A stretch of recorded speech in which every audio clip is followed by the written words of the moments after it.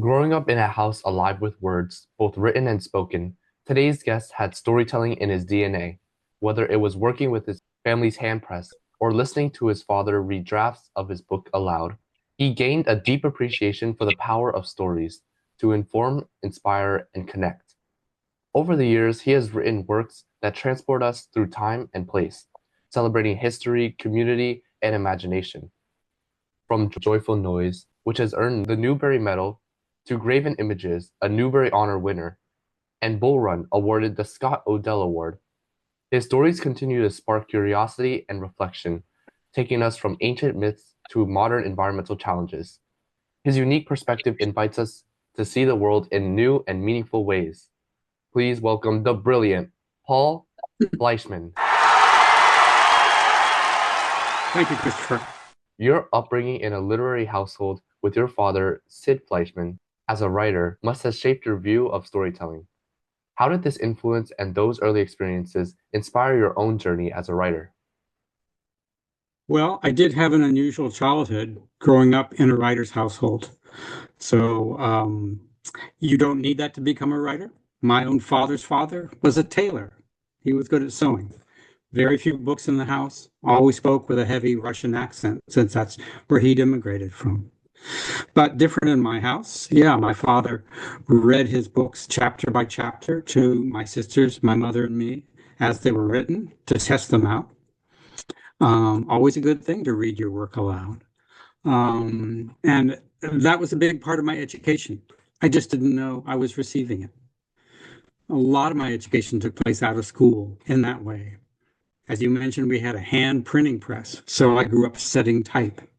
That opened my eyes to design and to really how to brainstorm, how to invent plots and characters and stories through art, because you're always having to do that with art. You face a blank page, or in my case, a blank business card. I would print business cards and stationery from my parents' friends, and I had to design it. Name and address, you'd think right here, but are they centered or are they both flush left? Is there an ornament between? Are they caps in lowercase, et cetera, et cetera? So you have all those decisions to make, and there's no clear way, there's no clear solution. You just come up with as many answers as you can and pick out the one you like best. That's really how I learned to write and do the brainstorming that writing requires. I learned from my father that history was fascinating. I learned that imagery was very powerful. Similes and metaphors are litter my father's books. We're very visual, humans are. That's our dominant sense. And if you can appeal to readers' visual sense and make them see things, not just say a character was thin, but as my father said in one passage, he could take a bath in a shotgun barrel. Well, now you really know how skinny this person is. It takes a while to come up with those lines, but it's worth it. And so I have a lot of imagery all through my books. I learned that folklore was fascinating. My father got a lot of his material from the West and other parts of the country, traditional stories, traditional beliefs, sayings, strange turns of phrase. And I did the same. I went back to Cinderella and compiled variants of the Cinderella story into a single story. I then did it with creation myths and then with Jack and the Beanstalk stories. So my father's influence is all through my work, especially on that reading aloud, because that was a book as performance that had a huge influence on me. Performance not on a big stage, but on a small stage, the living room couch, the dining room table. Those were big for me. So, would you say that your father is the biggest inspiration for you? He definitely was. Absolutely. I grew up with him, so I spent more time with him than anybody else. Absolutely. You've written everything from a wordless book to novels, nonfiction, poetry, and plays. What drives such a wide spectrum of work? Well, what drives it is a lot of different interests.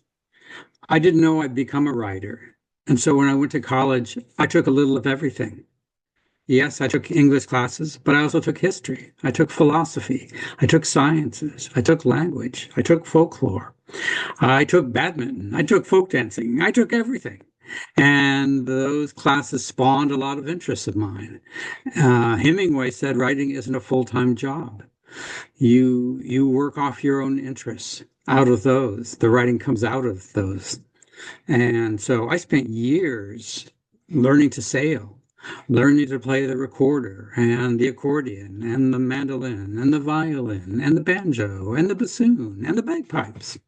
I spent years learning to make paper, to identify birds, to learn Spanish, to understand geology. Some of those things fed into books, some were just for me. I spent 30 years experimenting with the copy machine as an art tool. Eventually, I did write a book called Copier Creations, but I might not have. It was just something I did. And I have a lot of interests like that. Right now, it's backpacking. That's my main thing, along with learning Spanish. So all of those things lead to books and to different types of books. So I like to experiment. I played around with multiple points of view for the first time, I think, in kids' books in Bull Run. When I was putting it together, there weren't any other books that I knew of in the kids' world that had multiple points of view. It did exist in the children's world, I mean, in the adult world. Um, William Faulkner's As I Lay Dying was a famous example, which I read in college. Um, I played around with flash forwards instead of flashbacks and whirligig. Several of my books kind of mixed book and a play. Breakout, as an example. Mind's Eye does the same thing.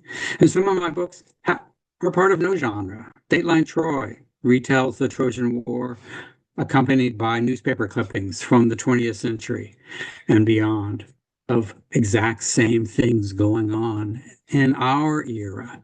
So I like making up new things. I have a lot of ideas, and they require a lot of different types of books. You mentioned how you tried like a wide array of instruments. Mhm. So would you say you experiment with a lot of different writing styles because you like to try new things? I do. I think there's a word for people who need new experiences. I can't remember what it is. Um, Neophile, maybe. They like the new. When I go hiking, I like to be on a new trail I haven't been on rather than one I've been on before. Um, so yeah, I need a lot of variety in my life. I've lived a lot of places, visited a lot of places. That suits me. In Eyes Wide Open, you tackled today's environmental issues. What led you to this subject and to the methods you adopted to explain what's been going on? Yeah, what led to it was just what I said in the book. One day, there was a dead bee on my driveway. And the next day, there was another one in a different spot. And then another, and then another. What was going on? And that was the germ, the seed for Eyes Wide Open. And I realized that when I was a kid in school, um, history was something that was in the dusty past. But looking at those bees, I knew that history was happening right now. And I wanted to explain it to young adults in a pretty grown up way and not shying away from anything. And so they would understand that they're in this incredibly dramatic moment in history. Our civilization is based on fossil fuels, and suddenly, they can do incredible things. That's what lets us fly all over the world and have our clothes dried in a dryer and everything else, from satellites to computers. Um, but now we've realized that fossil fuels are killing us, that they're threatening the same civilization that they built. What are we going to do? Well, that's the dramatic moment, just like in a novel, that we find ourselves in daily life. And so my goal was to give young adults the understanding for what are these forces behind the headlines, give those things names, names like vested interests and denial and the lifestyle ladder. I looked at the problem from a lot of different points of view. The book is not a list of what you should do to save the world. It's a briefing on how to understand the world, this world right now, seen through many different lenses. So that was my goal.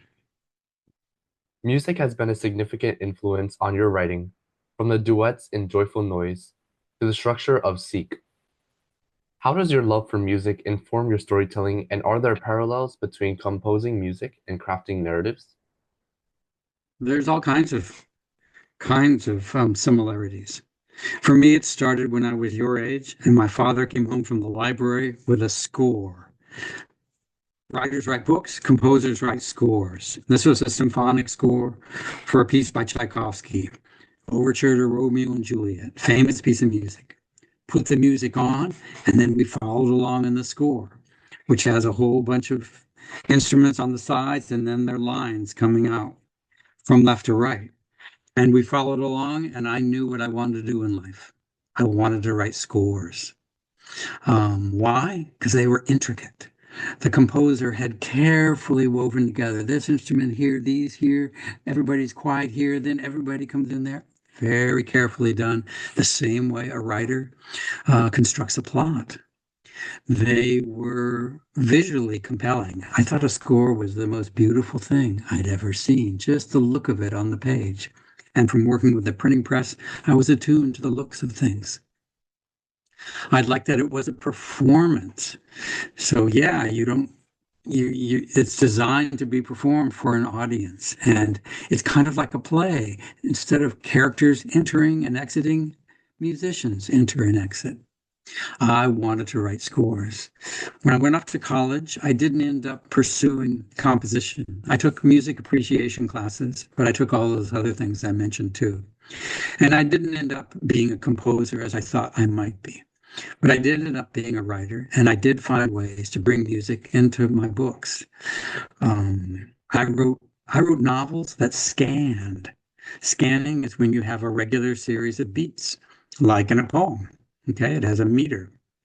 Well, I wrote whole novels that scanned. Then I wrote poems for two voices, duets, based on my years playing in early music, consorts on the recorder, and duets with a flute playing friend. And so I made duets that would be spoken rather than played on instruments. Two books of those, one of which was Joyful Noise, which happened to win the Newbery. Then a book of poems for four voices, big talk, quartets. Grew out of my years playing violin and string quartets. Then Bull Run. Bull Run was my real attempt to write a score. Most symphony orchestras have,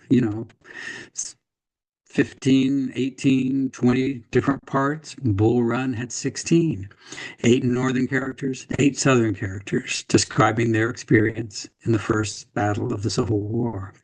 And putting it together was just like that score, intricately deciding who would come in first and where would they reappear, because the characters did reappear. Seedfolks came after that, in which the characters don't reappear, but something they say or a character they mention might crop up later. And in the later one, somebody earlier, you find out more about their story. So it was a different way to mix all those characters together. Seek, all voices, 52 voices, a high school senior's autobiography just through voices, and a hymn to the world of radio, which I grew up listening to. Just voices in the night. That's the way radio should be listened to, with the lights out, I think, and you're just attuned to those sounds. Every sentence has a meaning, every sentence has music, it has a rhythm. It has repeated sounds, alliteration, etc., maybe some rhyme. And so I pay a lot of attention to the music of words as well as the meaning. Absolutely. Your body of work has inspired readers for generations, tackling themes of history, community, and connection. In an era where books are increasingly being challenged and censored, what do you hope readers, both now and in the future, take away from your stories about the power of storytelling and the importance of preserving diverse voices in literature? Well, I hope they'll take away that the past lives. Dateline Troy, the oldest story practically we're still telling, still is in the newspapers every day. Open Dateline Troy and you'll see how that could be. The anti-immigrant movement that's so popular now, those people just don't know their history. How can they have forgotten that their families were immigrants? They act as if they weren't, as if they've been here the entire time.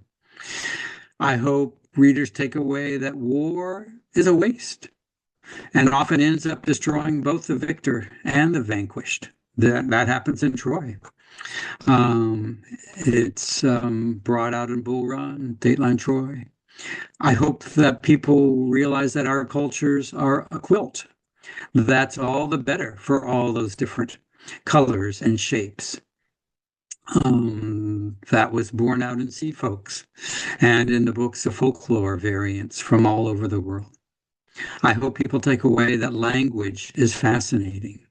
My most recent nonfiction book, Alpha Maniacs, is all about people who did wild, crazy, unbelievable things with language.